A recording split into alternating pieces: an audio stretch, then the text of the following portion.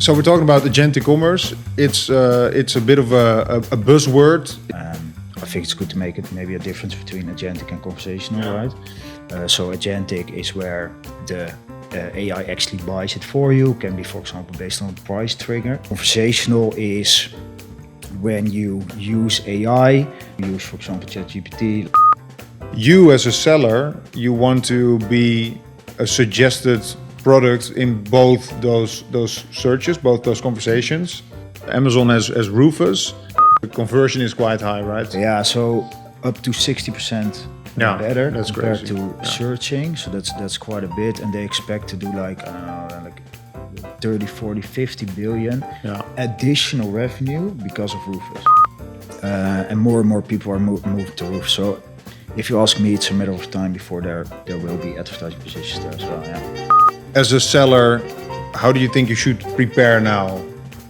I would say marketplaces are still the preferred shopping destination for a lot of consumers.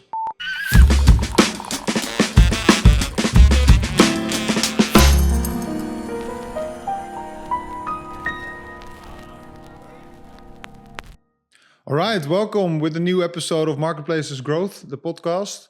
I'm joined by Imco from Follo agency, and we're talking about agentic commerce, conversational commerce, and how it affects the marketplaces world. Imco, introduce yourself. Yeah, so my name is Imco. I work at Follo as head of marketplaces.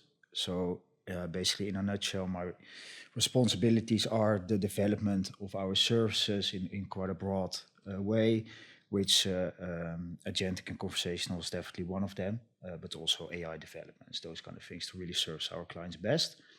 I have a little over 12 years of marketplace experience, so I've been around. And I'm still not bored, so I guess that says a lot about marketplace as well. Yeah, that's also hopefully because all the new developments with agentic commerce. So maybe before we dive into the topic, what's the last thing you ordered on marketplace? What was it on a marketplace? It's actually clothes. On About You. So definitely a marketplace. And did you use any AI to guide you through the process? I did actually for the sizing. So they have a very strange sizing chart. And I wasn't able to figure it out, so I just asked ChatGPT. Okay. I haven't fits heard that perfectly, so it did work. Yeah, and it was not native on About You. It's you did it yourself. No, I actually had to go off platform. So the sizing chart was a bit off. Asked ChatGPT like, hey, normally I have these and these size. What should I pick? Yeah, a big opportunity for About You, I would say. Yeah. Okay, nice. And so we're talking about agentic commerce. It's a bit of a buzzword in the space. Somehow, I'm also in marketplaces. It affects marketplaces quite a bit. Why do you think that is? Why do you think it's so closely tied to marketplaces?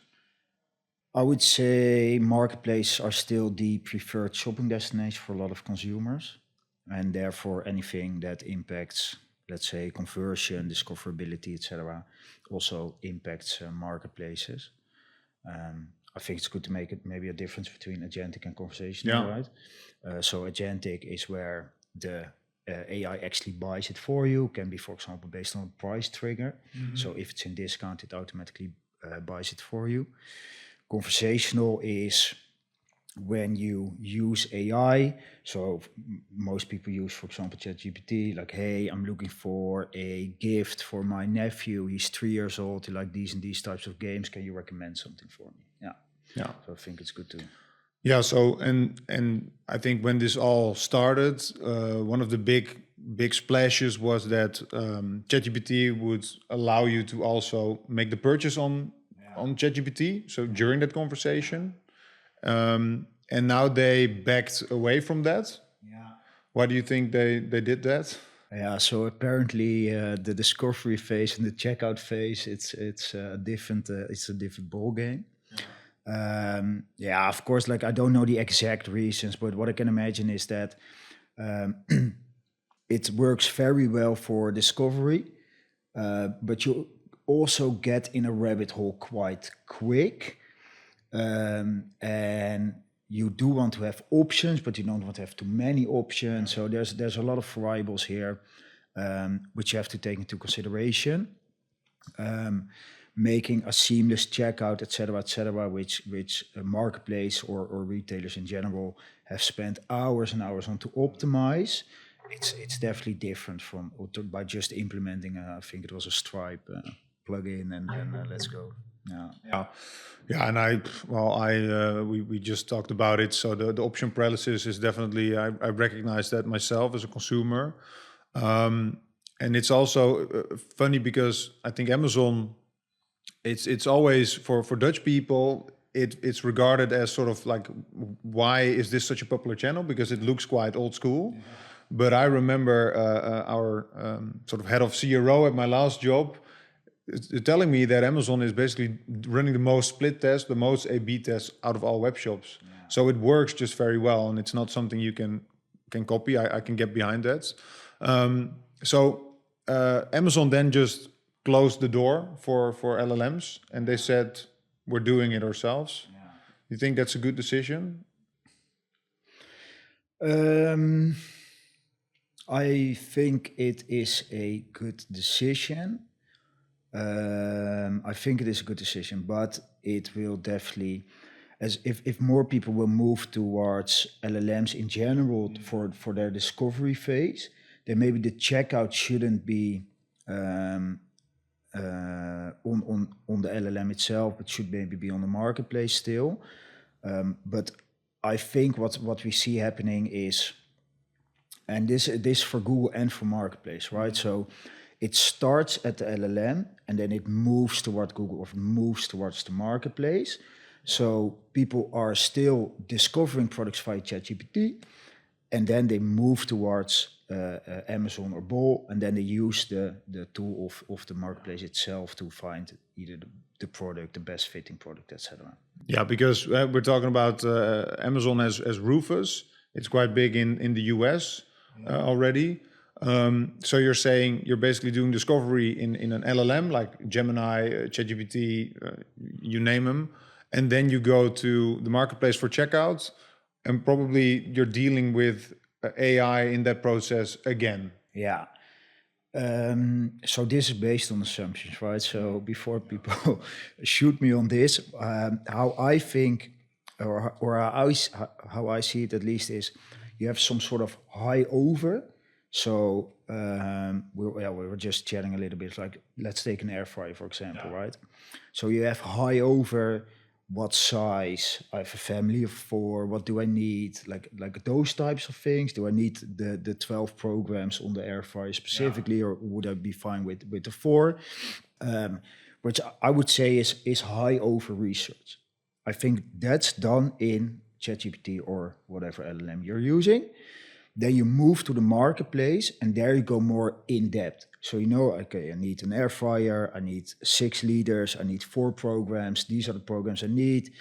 I don't need the cheapest. I want a little bit more sustainable, maybe. So you go a little bit more into depth, and then you have Rufus or the shopper agent from Bol soon recommend you, let's say, 3 to 5 products, and I think you choose out of those products.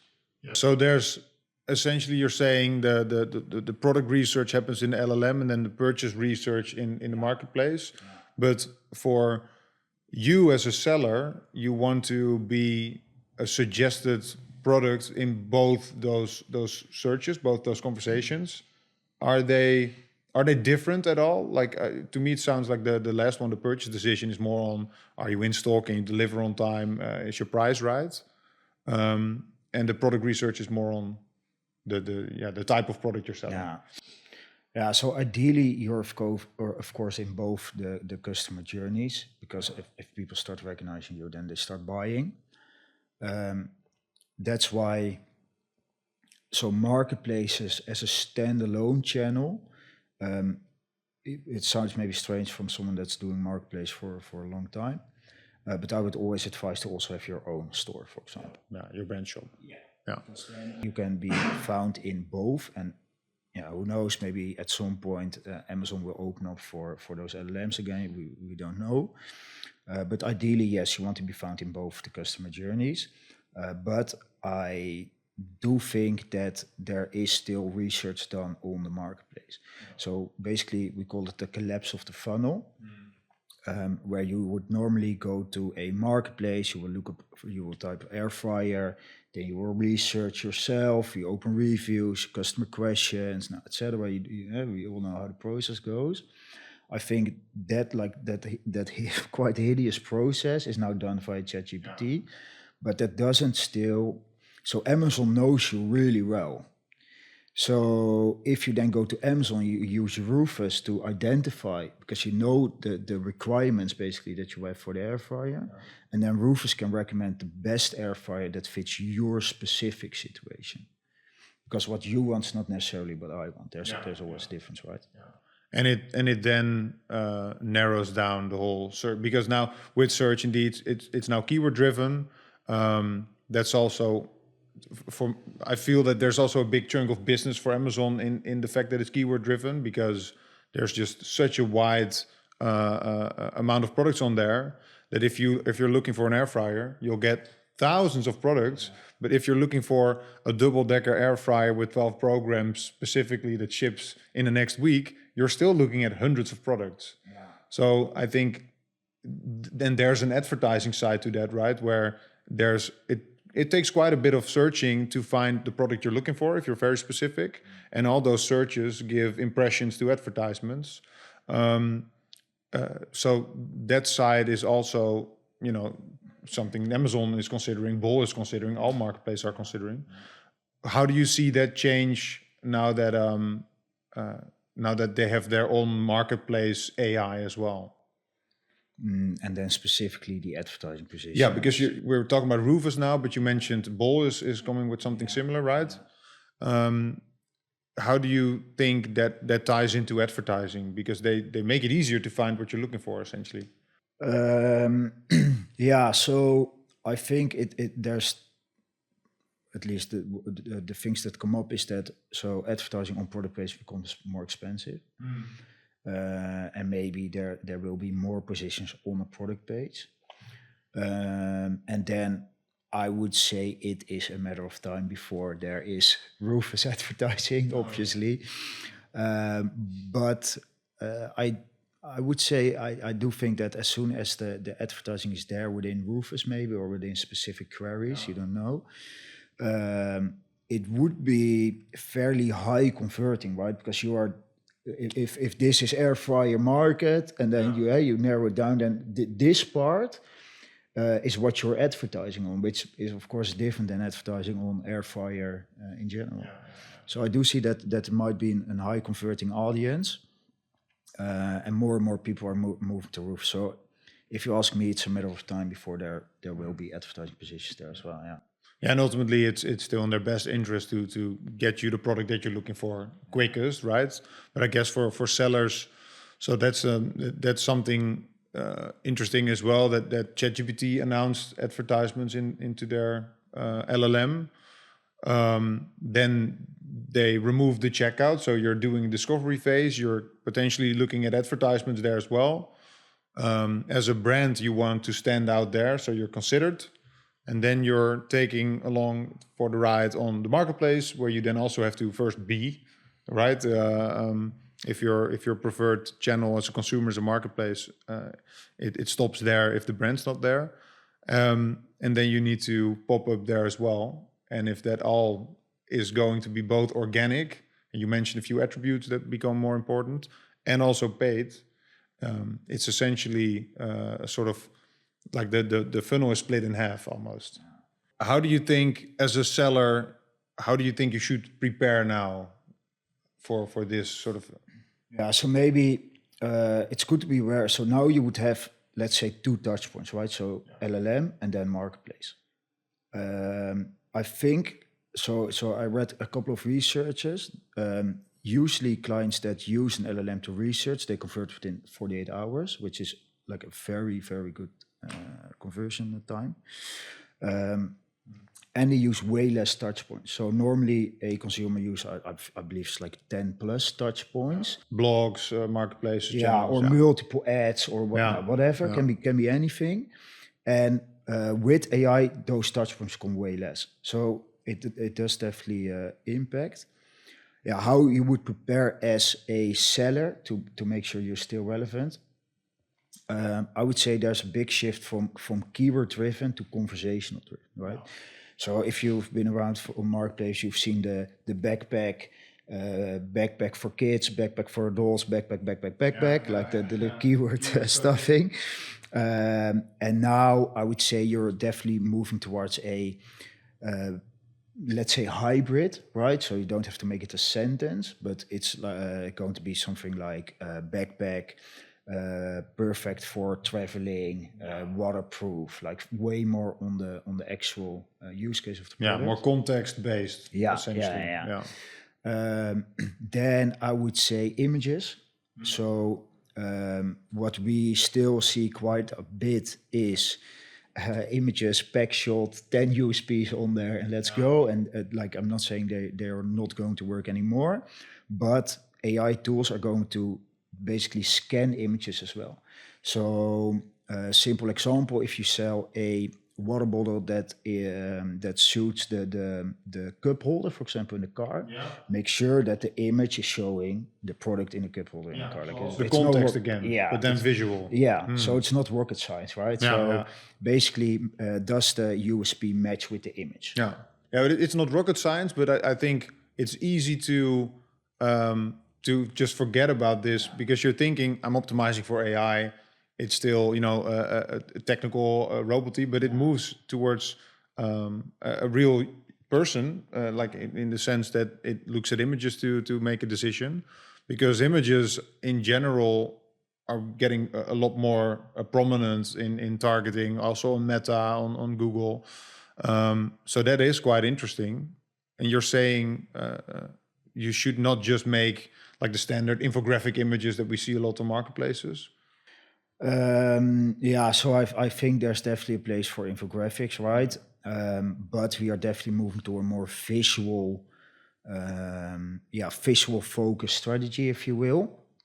So there used to always be this saying in the marketplace community, I would say, basically, but so text is for robots and images are for humans, but that's changing, right? So text is for robots, images is for humans and robots. So it should be very clear, one image, one USP, and it should reflect the USP that you're looking for.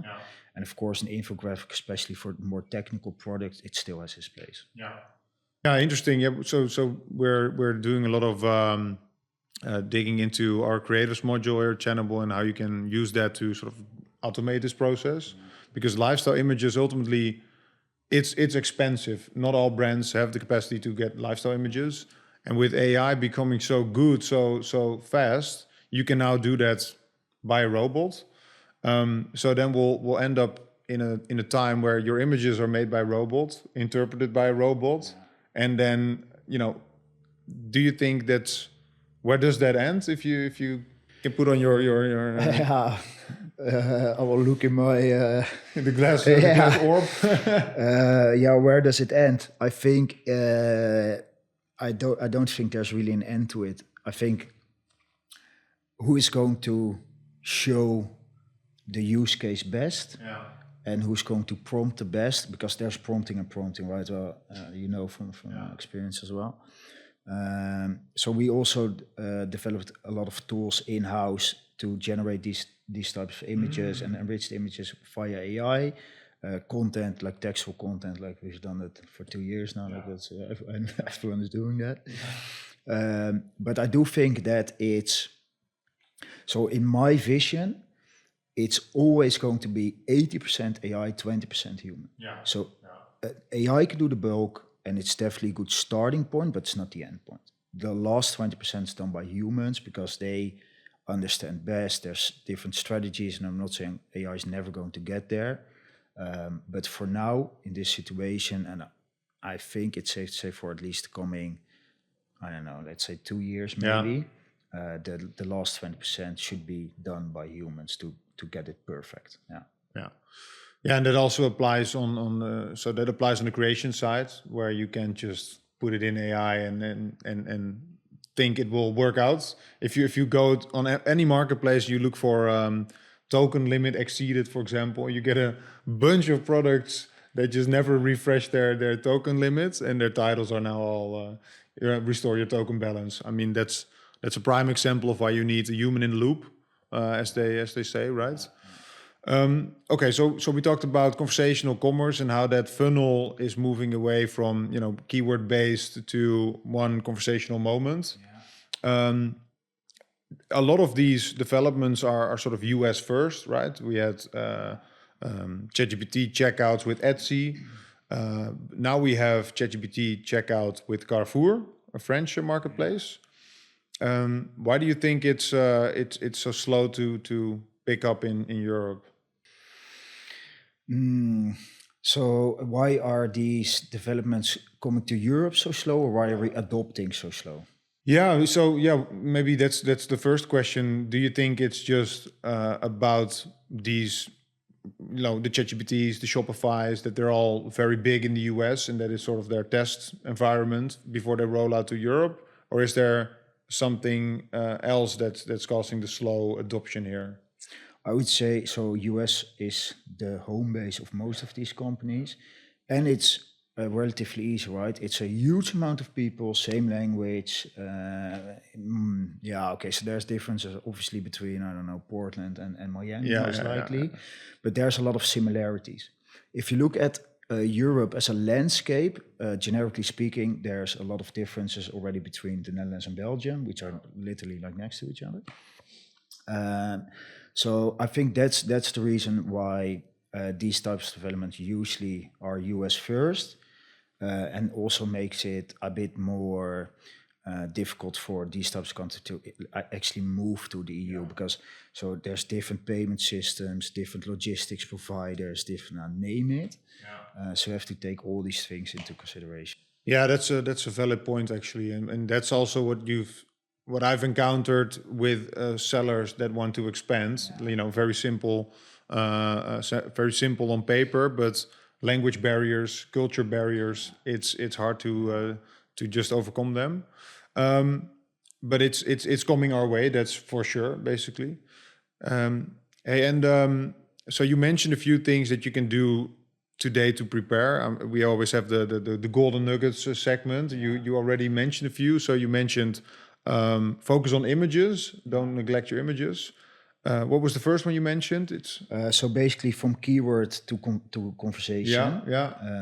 The so context. So more context indeed. Then images. So make sure your images are reflecting what you're trying to show the customer as well. And then I would say, last but definitely not least, is of course feed management. Yeah. So. What you saw from the ChatGPT feeds, that's already getting more and more extensive.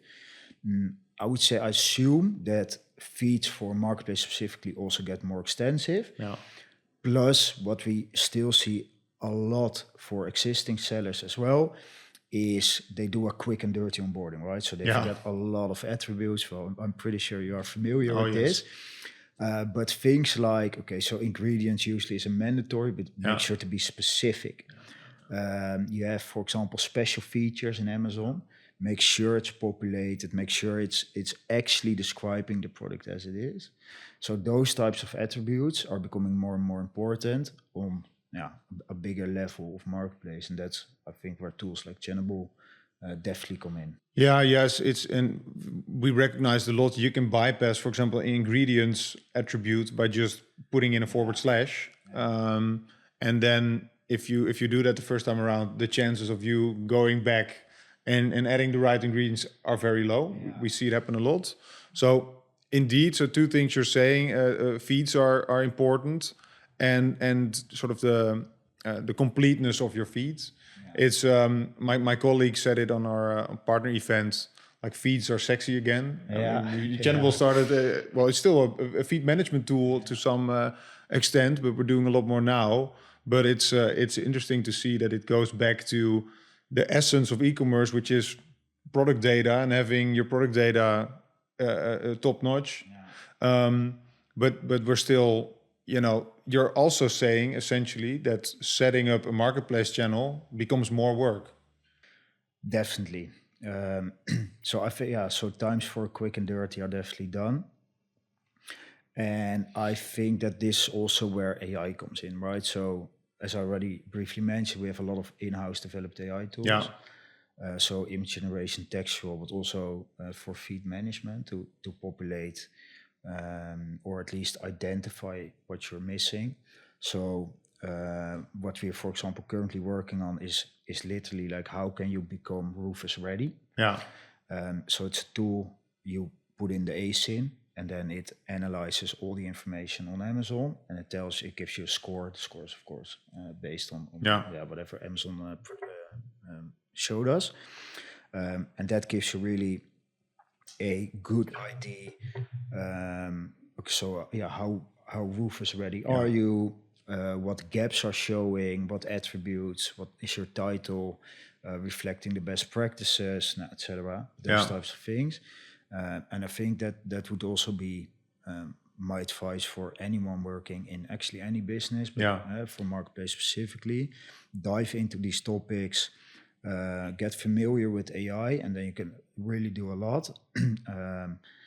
And then, it makes a lot of sense to scale to these marketplaces and then do it efficiently to multiple marketplaces and really get the full market, basically. Yeah, so you're essentially using AI to help feed the AI. I mean, and that's also how we work right now in bringing more AI to the tool, because you can make it's becoming more complex, but because you have the tools to make it less complex, it kind of evens out. But you still the sort of the bottom line is still you need to make sure you take the time and go for first time right instead of the quick and dirty. You mentioned something there as well. So AI setup, collecting prompts, text generation. I think that's all very tangible. So if you're selling on multiple marketplaces. Well, let's first look into Rufus, because that you mentioned Rufus, right? You're really focusing on becoming Rufus ready. You also mentioned that Bol is going to launch something similar to Rufus. So it's a trend that's happening in the market. How do sellers interact with Rufus? I've seen that you can export Rufus conversation data in Amazon. For example, to learn from, or so as of right now, at least as far as I'm aware, it's not in the API, for example. So you can't get actual queries. Not yet, probably. Not yet, most likely. Definitely. What you can do is Amazon uses Anthropic, so cloud. If you really dive into the data a little bit, then you can reconstruct basically what the clients can ask, and otherwise it also makes a lot of sense. Just go to Amazon, act like a consumer, or ask, I don't know, friends or family or whoever. Go to Amazon, you're looking for this specific product, what do you type, and then see if you show up, right? And then start optimizing from there. There's no this get rich quick scheme. There's no, if you just launched a product, stick with the basics. Get product reviews, get sales, make good ads, etc., etc. From there, as soon as your product is a little bit set in the market, then from there you can look into, okay, now I want to focus on optimizing for Rufus. Yeah, that makes sense. First things first, ultimately. Okay, I think that's already quite a bit of tangible advice. How big is Rufus now in Europe? Is it? You think it still needs some work before it becomes what it is in the US? I don't really have a split between US and EU numbers.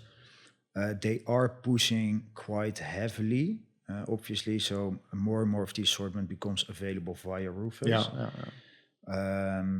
Don't pin me on these numbers, but I think it's like 195 billion or something is already generated via Rufus. A crazy amount. And the conversation or the conversion is quite high, right? Yeah, so up to 60% better compared crazy. to searching. So that's quite a bit, and they expect to do like, I don't know, like 30, 40, 50 billion additional revenue because of Rufus. So they had because it makes shopping easier. Yeah, so they had a forecast. So let's say they were going to 900 billion. They expect to add 50 billion on those 900 billion. Crazy.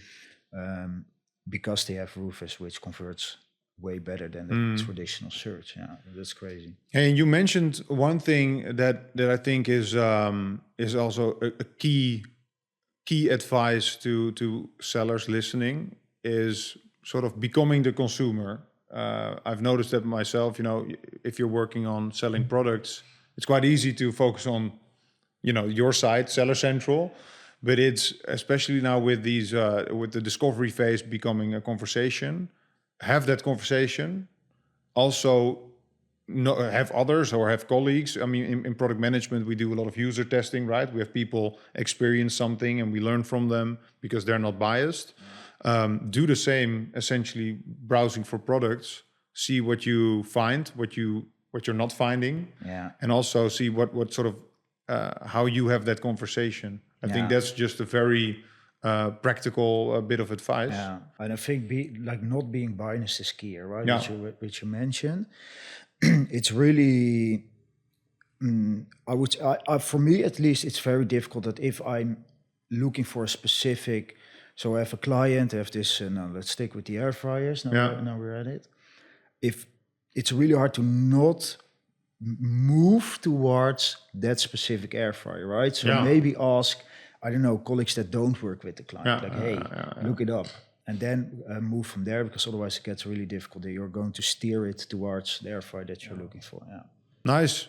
Okay, I think that wraps it up. We have a last bit segment. It's a few quick fire questions. I had a few questions I wanted to ask you, but you can skip one if I'm asking a crazy question. So Gemini or ChatGPT? Gemini. Why? I do prefer Gemini because it's connected into the Google Suite quite a bit. Yeah. I think that's most important for me. Yeah. Amazon or Bol? As a consumer. I actually, okay. So this, I don't want to avoid the question. I would say Amazon for FMCG goods. I do prefer them. I do still prefer Bol over the, let's say bigger purchases. Yeah. And I was going to ask a Temu or Shein. Or you care for neither? To be honest, I bought maybe 2 products on either platform. I didn't like. I actually never go there. Research. Research for research purposes. Okay, and nice. then other than that, I skip those. Yeah. Okay. Well, thanks for coming on the podcast. It was a good conversation. I think this is a topic where probably in 2 months' time, it's going to be outdated. But, exactly. It's hard to update. Thank you for listening. Next show is on Amazon DSP. Is that something you're familiar with? Familiar with in the sense that so we do serve clients, but it's not my expertise. It's quite a niche topic. We're talking to Sam Lee from Trivium about Amazon DSP. It was, for me, I've done a lot of Amazon. It was also filled with new insights. I didn't know that much about it. Okay, thanks again. And maybe to next time. Definitely, thanks.